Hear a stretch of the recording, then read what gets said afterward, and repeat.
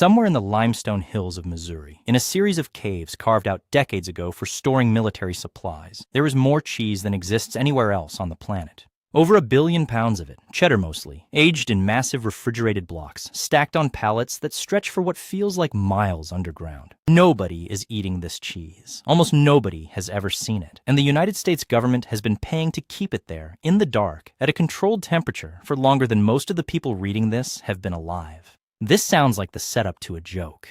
It is not. It is one of the strangest and most revealing accidents in the history of American economic policy. And understanding how it happened tells you something uncomfortable about what governments do when they try to fix one problem and end up creating a much bigger one. To understand the cheese cave, you have to go back to the 1930s because that is where this story actually starts, decades before anyone had built a single tunnel to store dairy underground.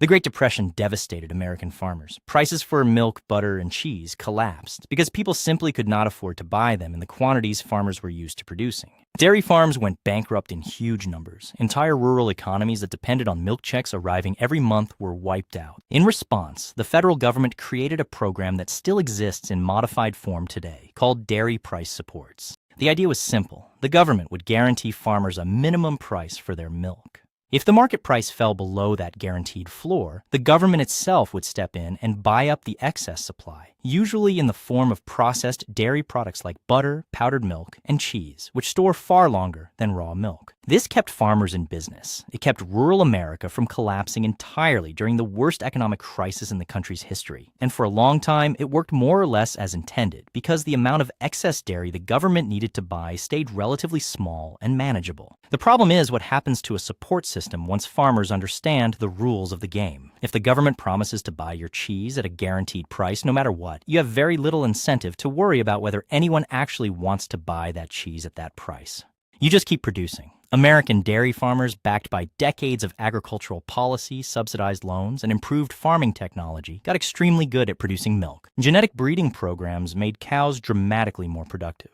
A single dairy cow in the 1980s produced roughly twice as much milk per year as a cow from the 1950s. Feed technology improved. Automated milking systems spread across the country. Farmers were doing exactly what the incentive structure told them to do, which was to produce as much as physically possible, because the government had promised to absorb whatever the market did not want. By the late 1970s and into the early 1980s, this created an enormous surplus problem. American farmers were producing so much dairy that the government, honoring its price support commitments, was buying tens of millions of pounds of cheese, butter, and powdered milk every single month.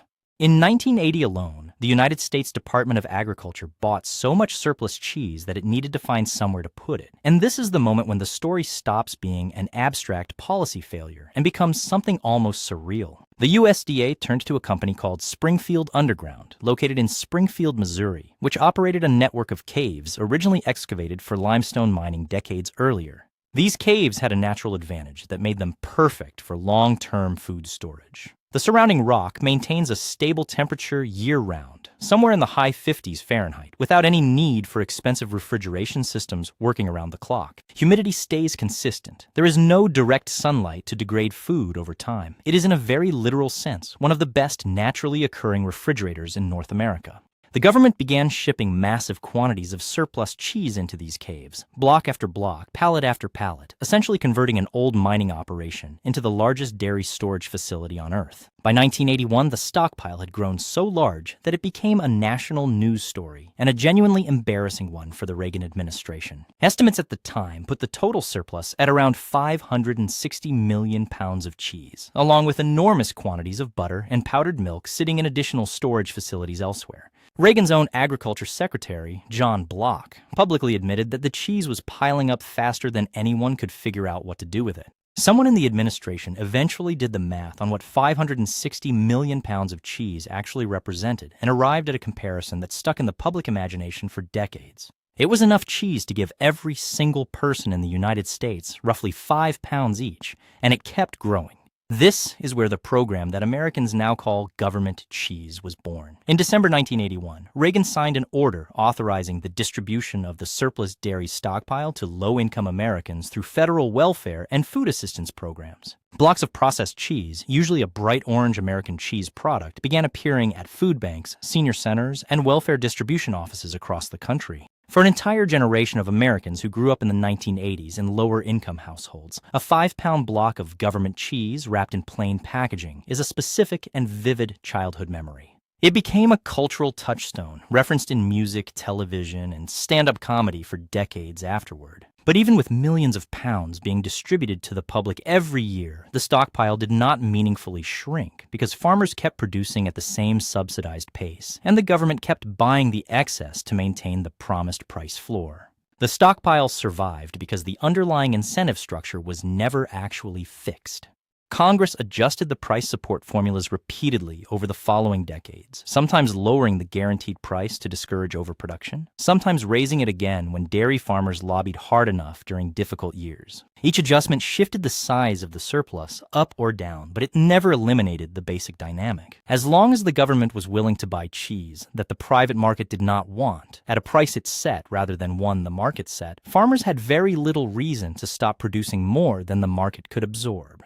By the 2010s, the stockpile had grown again to enormous proportions, driven by a combination of factors that had nothing to do with the original Depression-era logic behind the program. American dairy farmers had become so efficient, and global demand for American dairy exports had become so unpredictable that domestic cheese production regularly outpaced what American consumers, restaurants, and food manufacturers could actually use. In 2016, the total dairy surplus held in cold storage across the country hit a new record, and the USDA quietly spent over $20 million buying roughly 11 million pounds of cheese specifically to donate to food banks, framed publicly as a hunger relief effort, but understood within the agriculture industry as a release valve for a market that was choking on its own supply.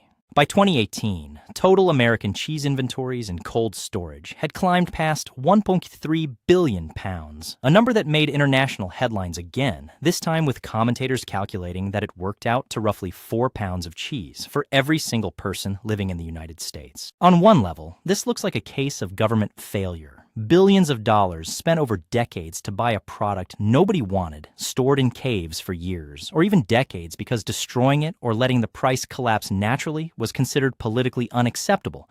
Farmers producing far beyond what any market signal justified, propped up entirely by a subsidy structure that rewarded volume over demand. It is easy to look at a billion pounds of cheese sitting underground and see pure waste, a monument to bureaucratic dysfunction. But there is another way to look at the same set of facts, and it does not cancel out the first interpretation. The price support system, whatever its long-term distortions, kept hundreds of thousands of small and mid-sized dairy farms in business through repeated periods of market collapse, foreign trade shocks, and price crashes that would otherwise have wiped out entire farming communities across Wisconsin, New York, Vermont, and California. Rural economies that depend on dairy farming are fragile in ways that are hard to appreciate from outside them. And the same government cheese that became a punchline also fed millions of hungry families during recessions when private food assistance networks could not keep up with demand. Whether the underground cheese caves represent a policy failure or a policy success that simply produced a strange and inefficient byproduct is not an easy question to answer cleanly, and people who have studied American agricultural policy land on different sides of it.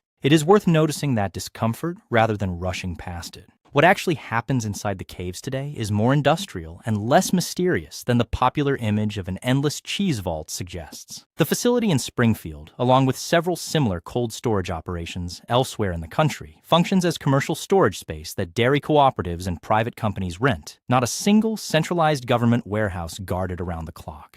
Much of the billion-plus pounds tracked in national cold storage reports at any given time is actually private inventory, cheese being aged intentionally as part of normal production cycles or held temporarily by manufacturers waiting for buyers, mixed in with the portion that exists because of government price support purchases. Cheddar in particular benefits from extended aging, so a meaningful percentage of the stockpile is not surplus waste at all, but simply cheese in the middle of becoming a more valuable, sharper product over months or years, exactly as intended.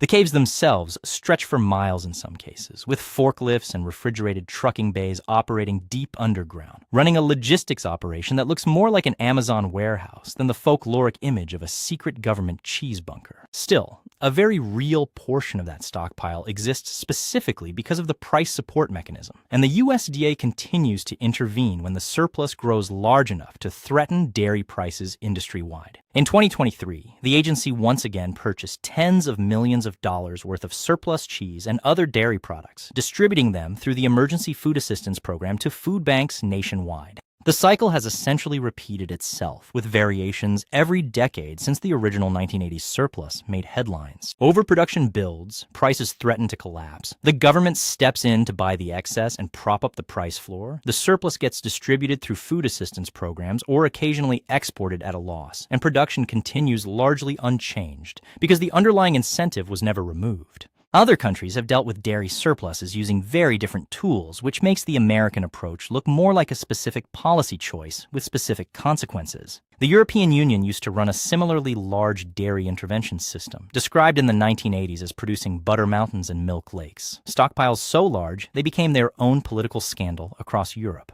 The EU eventually phased out most of its price support and production quota systems in the 2000s and 2010s, shifting toward direct income subsidies for farmers instead of guaranteed purchase prices for products, which reduced the incentive to overproduce for a guaranteed buyer. Canada took an opposite approach, implementing a strict supply management system that limits how much milk each farmer is legally allowed to produce through a quota system, keeping supply closely matched to demand at the cost of higher retail dairy prices for Canadian consumers. The United States chose neither path fully, keeping a modified price support and purchase system running for nearly a century, which is a significant part of why the American solution to a surplus problem is currently the largest deliberate food stockpile on the planet, sitting in a cave in the Ozarks, rather than a quota system or an income subsidy.